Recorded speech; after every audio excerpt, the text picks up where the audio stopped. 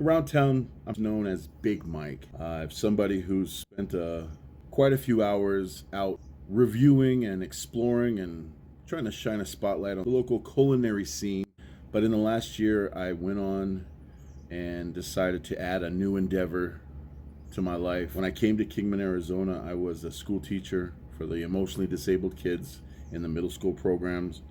I went on and started working with adults in court ordered counseling, substance abuse. Was one of the founding members of the Mojave County Drug Court program, which has turned a lot of lives around, and it was just amazing.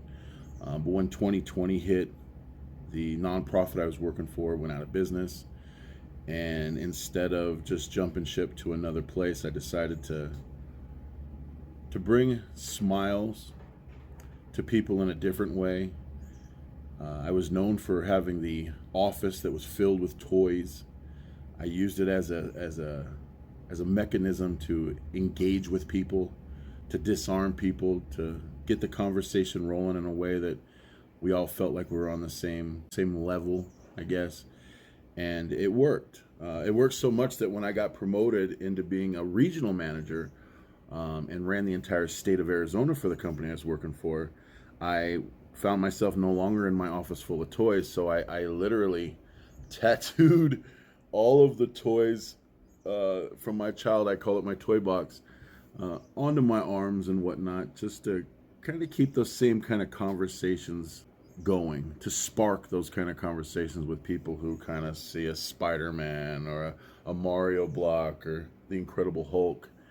And it worked, and it worked well. And so when I decided to open up my toy shop here on North Stockton Hill Road in Kingman, Arizona, right in front of Brendan Cinemas, which was strategic for me as well. Growing up, Red Rock Cinemas in Las Vegas was just this mecca for me. It was a I think it was Red Rock 11, multi-theater, and they just had an arcade. They had movies playing all day, every day. During the summertime, you could get in for 99 cents, $1.99, something like that. And, you know, as a kid, you're coming up from not much. You figure a way to entertain yourself, and so we would sneak into the next movie and sneak into the next movie, as many as we could get into before the night was over. And it just was some of the fondest memories I had growing up. Being close to our only cinema in Kingman, Arizona was a big deal to me, and I love our local cinema quite a bit. The crew over there, amazing people. They just really, Annette, who's the manager, is a huge film buff herself, sweetest person in the world. She's got a great crew that are just kicking butt and taking names, and they really take me back, and they make me smile. And that's one of those things that I just set out on a mission to do. I ran around town and I filmed a couple hundred episodes of me eating at all the local restaurants, and so that's really where most people, probably a lot of people who are watching this, got to know me first. Was Big Mike certified. I was the guy who ran around and just tried all the food and dropped elbows on it, and they're killing it and all this fun stuff, and something that I'm looking forward to get back into for sure. But this endeavor here of opening up a toy store, really more or less just wanting to help people smile, especially after 2020 and all the subsequent years after that kind of took us all a little sideways.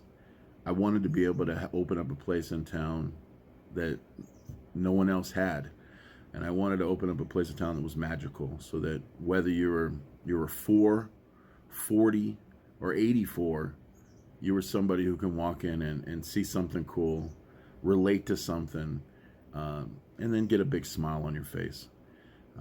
I think that the magic of collecting is something that maybe gets overlooked or maybe gets misinterpreted. I really think, just for our own mental health, it's really cool to be able to have a shelf of just nostalgic things that you had growing up, or things that should mean something to you, things that just harken back to a very pure, joyful time in life, whether that's a Ninja Turtle, whether that's a Star Wars figure, whether that's a My Little Pony, whatever it is. I think it's important to have something like that, that when you're living your life and you're walking through doing what you got to do to get through the day and pay your bills and do all this stuff, that it's kind of nice in the middle of all that to be able to look over and go, yeah, I love that stuff. And just I remember, or just whatever it is, whatever your reaction is to it, that's positive, that I think that's a big deal. And so being able to offer up a lot of cool nostalgic stuff just was a big deal. And so we buy from our community. At this point, pretty much 100% of the inventory that's coming through the door, 99.9% of it, is stuff that locals or regional people have driven in and said, hey, Mike, check out my stuff and let's make a deal. And so we very much so become this place where we've cherry picked the heck out of stuff and really offered up this eclectic collection of cool fun that I think is just magical. I think adding to that mix of opening up a toy store and having such a great response really was something that led me into the next phase of what we decided to do here, what I decided to do here. Right off the bat, I was offering weird candies and sodas that I had hunted down, whether it was like butter beer, Duff soda, gross sodas, weird anime energy drinks, whether it was things like nickel nips or British candies like the Violet Crumbles or German milk chocolates like the Milkas, all the gummies you could want, saltwater taffy, which has always just had a soft spot in my heart just because my mom was from Jersey and family from back east and stuff like that who just, had this connection, that shared that connection with me, that now when I look at saltwater taffy, I get excited. Plus, I've gone on a couple cruises with my mom, and we typically take the little Mexican cruises out of LA, and they stop by Catalina Island, and they got saltwater taffy there. Anyway,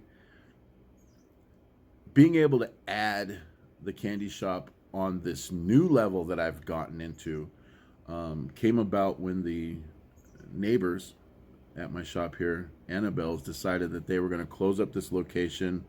They got a lot of life going on. They're thinking about opening up a little spot downtown in one of the malls there, one of the little like antique type malls. But they were done with this location, and so I decided to buy out their inventory, buy out their counters and their shelves and stuff, and set up my shop, set up my sweet shop.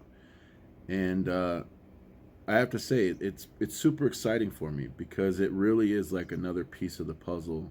I'm really trying to bring this Saturday morning experience to everybody who walks through the door.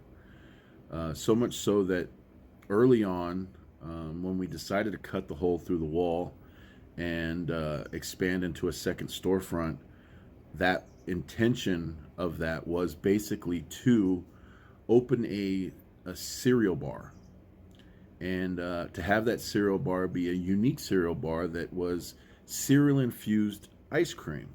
And so I pulled from my childhood where, I was a lot of times the last one to wake up. I'd be the one that got 2 or 3 different boxes of cereal with like this much in the bottom. So I'd mix them all into one. Franken mix is what I used to call it. And just grew to love it, just grew to enjoy it. And even intentionally moving forward, started to, as an adult, when I would get nostalgic, intentionally would buy a couple boxes of cereals and mix them just to kind of see what I could come up with. And so chopping these mixes of cereals and candies and syrups and things into your own cereal concoction, your own cereal infused ice cream mix blend, was something that I could just see so many potentials. You see, like you go to like Sonic or one of these places that have all these options for drinks, and they tell you this astronomical number of combinations you can make with their ingredients. And it's like, you could come here and make 7,500,000 different variations of drinks using, our ingredients. And so it's in that astronomical number that the thought of infusing mixed cereals into a really good ice cream mix that we made in house, that I knew came from real good ingredients, and then being able to add a whole candy shop of potential ingredients really just got me jazzed out of my mind. I was so stoked when I started mixing, um, based off of a lot of extinct cereals that I couldn't see anymore. I couldn't find these cereals anymore, and so I started to recreate what I would imagine that new cereal would be like using existing cereals. So, for example, taking Reese's cereal, some Cocoa Puffs, some Reese's peanut butter drizzle, and Reese's Pieces, taking that and mixing it with my own gelato mix, which is just grass-fed milk, cane sugar, and then some stabilizers to keep the ice crystals out of it, that we make fresh in a soft serve machine to pump a little air into it, but then we quickly put it onto an ice table where we then knead out a lot of that air while also chopping in all of the ingredients to make this super stretchy, super delicious ice cream concoction that is honestly like one of a kind. You really can get in there and get super creative and create something that no one's ever tasted before. And that's kind of like the whole idea of the Willy Wonka. You know, when Wonka was creating stuff, he was creating things that just were exciting to him. And I like the idea of you being able to come into my shop and get creative and make something exciting for you.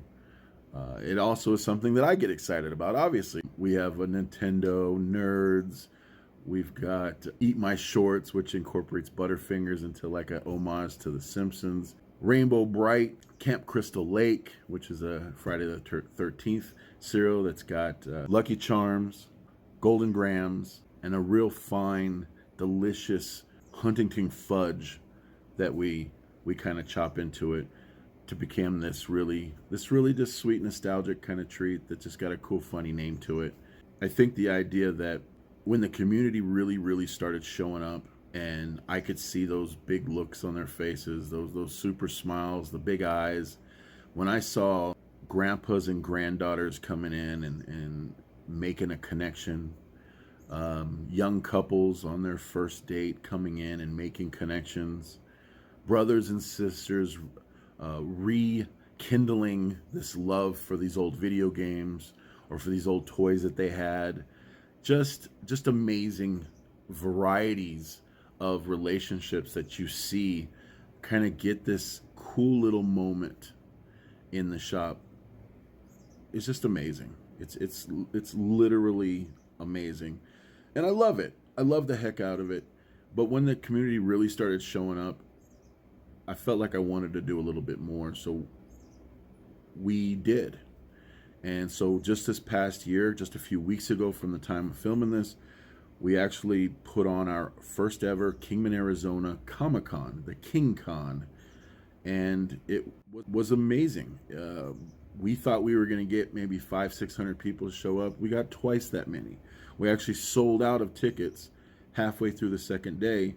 And it was awesome to see that our local community, our regional area, all wanted to come together in the name of geekiness to buy cool toys, to check out local artists, to participate in a really fun cosplay contest, to indulge in some of the cool treats and dishes that some of the local food trucks put together especially for the event. Breakout sessions. We really tried to pull a little bit of every major element of a traditional large Comic-Con to kind of dabble in creating our own version of it here, and it was a smash. It was a smash success. Not only did we do great, but the businesses around where we did the con in downtown Kingman, Arizona, beautiful place called Beal Celebrations.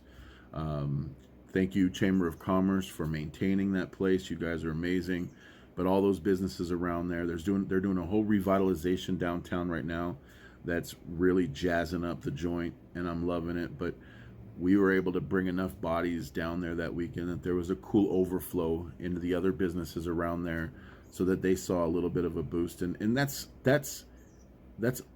community at its finest, is that when those in the community do things to bring the community together.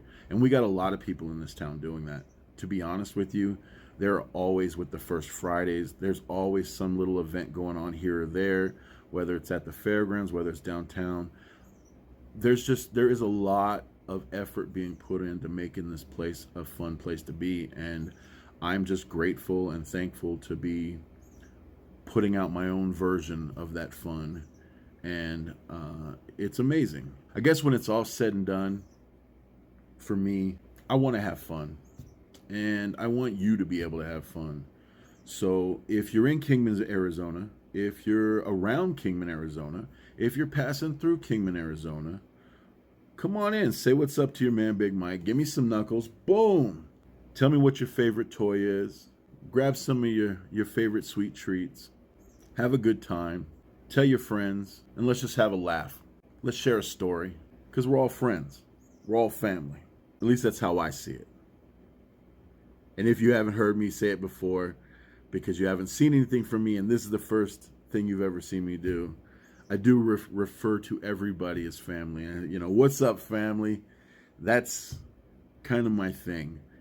And I hope by you watching this and seeing my big head ramble on for a few minutes about what we're doing here, it's brought you a little closer to coming in and saying what's up and truly becoming a friend and a neighborhood family member. So come check us out, Kingman, Arizona, Route 66, baby.